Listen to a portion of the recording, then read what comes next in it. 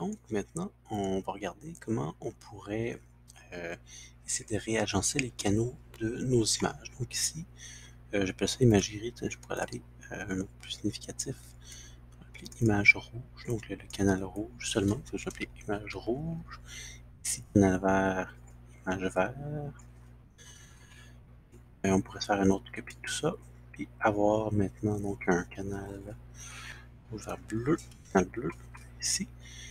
Et donc je pourrais copier donc une deuxième fois cette fonction-là ici. Et sortir donc tous les canaux d'images. Puis là, je les fais un à la suite de l'autre, mais à la limite, on pourrait faire ça en parallèle. Je vais sortir mon fil d'erreur, fait donc le canal vert ici. Je vais tasser vers le bas. Je vais tout prendre d'un coup. Donc j'ai mon canal vert ici. Comme ça. Je tasse mon fil. Ici, canal. Donc canal bleu qu'on viendrait prendre ici. Donc une constante, on prendrait le bleu pour le bleu. Et là, donc ici, on pourrait tout amener nos fils d'erreur en parallèle. Ça ne change pas grand-chose. Ça, c'est pour le vert. Il manque le rouge ici, ouais. Petit instant. Je vais juste tout descendre. Donc mon bleu est ici aligné avec cette image-là. Le vert ici. Et j'affiche. Et même chose ici pour le canal rouge que je vais afficher juste ici. Donc, on fait le fil d'erreur. On va le séparer. Donc ici, j'ai mon erreur qui est ici, mon erreur qui est ici. Je m'excuse, c'est un petit peu tout croche mon affaire. Et l'image. Donc, en fait, c'est plus simple, genre mon image rouge vers bleu. Fait en gros, ça, vous voyez, c'est tout dans mes destinations. Ici, l'espace mémoire réservé, je vais l'envoyer dans destination. Parce que mon image source, c'est la même pour les trois. En fait, mon image source ici, là, la source qui est libre, source qui est libre, source qui est libre, c'est mon image couleur que je viens chercher de mon fichier. Je vais envoyer donc la source ici, et copier ici, et la source ici. Et là, je vais me faire, donc, ça c'est image du canal rouge, canal vert ici, et je vais me copier mon indicateur qui est exactement la bonne taille. Donc ici, mon canal bleu. Donc ici, c'est mon affichage pour mon canal bleu, et je vais faire sortir mon image ici. Puis là, en fait, j'ai toutes mes erreurs. Là, je pourrais à la limite tout réassembler mes erreurs. Donc, dans mon dialogue usager, fusionner les erreurs. C'est un drôle d'endroit pour fusionner les erreurs. Là, mais donc, j'ai pas tout à fait fini. Fait qu'on va juste fusionner les erreurs pour bien faire ça dans l'ordre. Ensuite, je peux ramener toutes mes erreurs fusionnées à ce que j'ai effacé. Et cette fonction-là, même si je mets rien, vous allez voir, ça fait une erreur. Même si je mets rien, ça fait une erreur. Ah, ça fait même pas d'erreur. Ça efface tout. En tout cas, en général, je me suis envoyé une entrée, parce que là, si je dis vrai, j'ai pas besoin de rien de connecter, ça me génère pas d'erreur, rien. Mais souvent, j'aime ça lui connecter une des images, mais ça peut prêter à confusion. Fait que là, j'ai pas envoyé comme on pourrait avoir 4 fois cette fonction-là, si j'ai pas mis vrai, puis envoyer chacun des références à l'espace mémoire des images. Je connais 4 fonctions, mais comme je mets vrai ici, partout où j'ai des images, ça efface l'espace mémoire. Fait que donc, il faut juste le faire à la toute fin. C'est pour ça que j'ai connecté toutes les erreurs en sortie.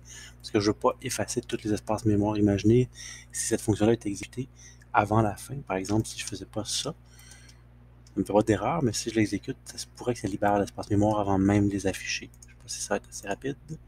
Ah, ça ne l'a pas fait.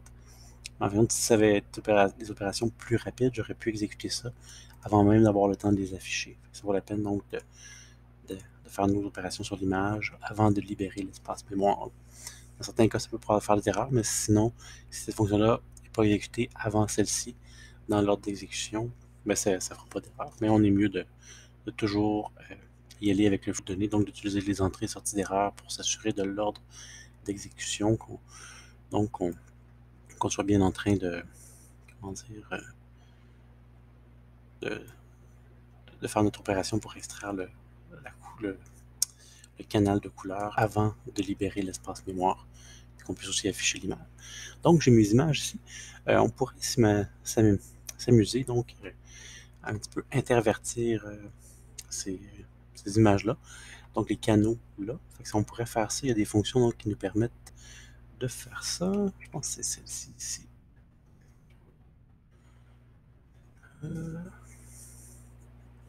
Non, c'est pas celle-là, c'est ici, s'il vous plaît, color ça.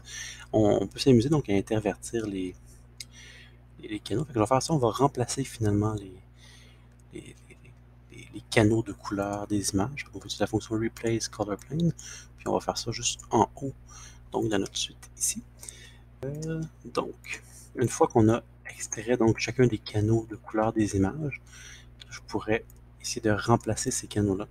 Donc, mon image source ici, ça va être mon image RGB. J'ai besoin d'une source, genre pour dire c'est quoi l'image source. On a aussi besoin probablement d'une image destination. On va prendre la. Je pense que si on met rien, on va écraser l'image source, si je ne me trompe pas, pour aller voir dans l'aide détaillée, mais en général, c'est ce qui se passe si on met rien comme image de destination.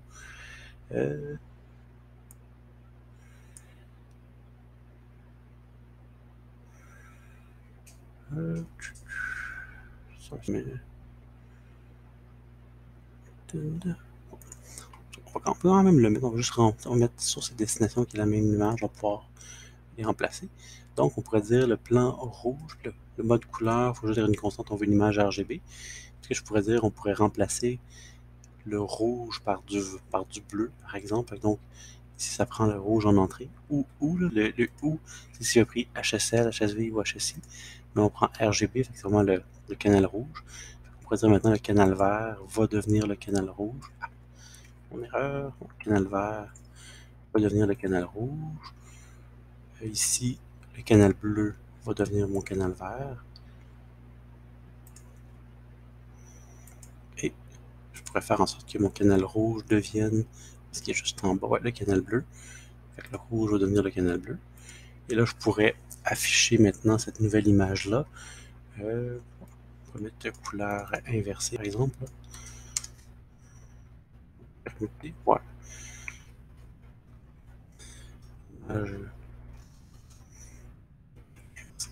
Inverse vraiment, mais on dirait image inverse. Et juste ici en bas, je vais tasser un petit peu vers le haut. On a un peu plus de place. Au pire, je défilerai tantôt pour bien montrer mon image dont on a permuté les canaux de couleurs. Et là, on va l'envoyer pour l'afficher ici. Et ensuite, on va se renvoyer la sortie d'erreur et on va effacer l'espace noir de toutes les images. Donc ça devrait fonctionner, puis on devrait avoir une image qui est permutée. Donc, le canal bleu, finalement, c'est le canal qui était. Les canaux vont tous être permutés un avec l'autre. On va tout de suite l'exécuter. Là, on voit vraiment, donc ici, donc mon image rouge ici, fait que cette image-là, on l'envoie dans le canal bleu. Fait que si on regarde bien le rouge ici, on l'a bien envoyé donc, dans mon canal bleu ici. C'est pour ça qu'ici, ce rouge-là maintenant apparaît bleu. Le cercle ici, qui était avant notre canal vert, ben lui, on l'envoie dans le canal rouge. Fait qu'ici, si on prend le canal vert ici, et on suit, on l'envoie bien dans le canal rouge. Et maintenant ici, donc, mon cercle qui était le canal bleu ici, le B, on l'envoie maintenant dans le canal vert. Le bleu ici, on l'a bien envoyé. Si on suit le fil, je m'excuse, ils sont trop près. On l'a bien envoyé dans le canal vert ici. C'est pour ça donc qu'on a permuté. Vous voyez, on remarque bien par exemple le R, G et B n'ont pas été permutés. On n'a pas délacé les cercles. On a juste dit maintenant, ben, ce cercle-là, avant il avait la présence du rouge. Maintenant il va avoir il va être sous la forme de bleu. On a juste permuté nos canaux, on n'a pas déplacé la position des cercles. On a juste dit maintenant ce cercle-là qui avait l'apparence rouge, ben maintenant c'est devenu le canal bleu. Et même chose pour les autres, on les a permutés. Fait que ça, c'est une façon de faire ça. Puis tant qu'on va faire notre image inverse, ben, on est aussi bien de sauvegarder cette image-là, s'il nous reste du temps, et il nous en reste en masse. Donc, on va sauvegarder l'image. Fait que je vais remonter donc dans la sphère de fichiers. On a aussi le Emac Write Files qu'on va utiliser ici. On va écrire un fichier de type PNG, parce que c'est le fichier source, c'est un type de fichier PNG, si je me souviens bien. Ouais. On va rester dans le même type de fichier. Maintenant, on va prendre notre image. Ensuite, on va pouvoir donc, je vais avec la sortie d'erreur tout de suite. Donc, entrée d'erreur, sortie d'erreur, ça va être fait. Palette de couleurs, on n'a rien à mettre. Filepath, c'est la seule chose qu'on a à mettre. Et on va modifier ce chemin de fichier-là. Fait que je vais avoir mon chemin de fichier initial, donc ma constante dossier. Maintenant, je vais juste appeler RGB mode pour modifier. Et on va tout simplement donc sauvegarder notre image, faire patte, et je crois qu'il n'y a rien d'autre. Image qualité, je pense par défaut c'est 1000, je pense que ce serait l'idéal, on va le laisser tel quel. Et je crois qu'on n'a rien d'autre à changer, si je me souviens bien. Okay, on va exécuter ça, voir si ça fonctionne. Et on va aller voir donc notre image ici, image mode. Et on voit bien maintenant qu'on a modifié donc par rapport à notre image RGB la première, on a vraiment notre cercle rouge qui est rendu en bleu, le vert qui est rendu en rouge et le bleu qui est rendu en vert comparativement à l'autre image qu'on avait avant. Donc on a réussi à permuter donc les canaux de couleurs de notre image. Donc ça c'est une modification simple, il y a plus de modifications qu'on peut faire, mais c'est donc la base de ce qui a pu être fait. Donc c'est pas mal tout pour ce vidéo.